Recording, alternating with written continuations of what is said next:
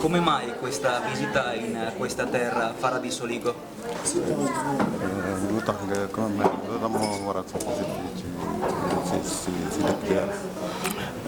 J'ai choisi de venir ici donc à la commune de Fara di Soligo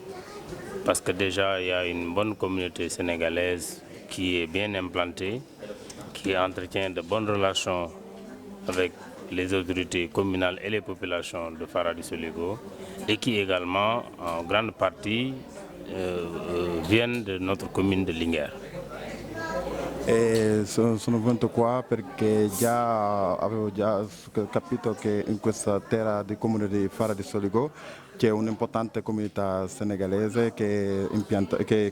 lavora qua e per quello che sono venuto a trovarle. Questo mi ha motivato a venire anche per visitare il sindaco. Italiens yi daan nañ tukki donc xam nañ li ci tukki donc loolu moo tax bi Sénégalais yi ñëw fi ak yeneen population yi ñu gaaw leen a adopté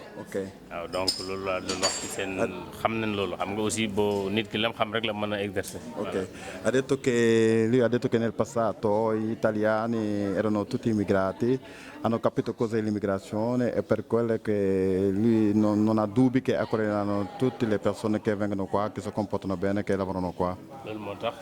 immigré yi de manière générale am relation yu baax ak Italie te boo gisee li xew tax ci jamono daanaka nit ñi Italie lañ bëgg a ñëw loolu ko waral. Ha detto che tutti vogliono venire qua in Italia perché è un popolo molto ospitale che sa accogliere le persone e per quello che ha visto che tutti vogliono venire qua in Italia.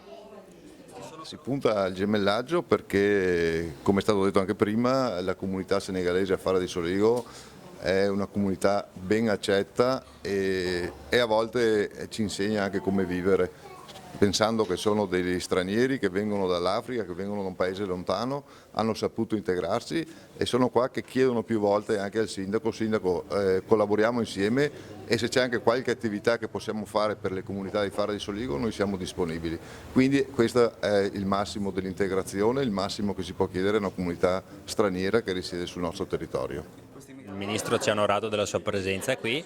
è stato anche un piacere perché comunque la comunità senegalese è una delle migliori integrate nel nostro territorio. Abbiamo una comunità qui a Farra, c'è a Tarzo, a Conegliano, diciamo è ben distribuita sul territorio ed è una comunità che si è sempre contraddistinta per il rispetto delle regole e per il gran lavoro, quindi è una comunità che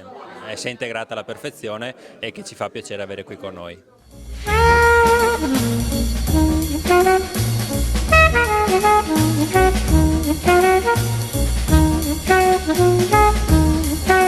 Thank you.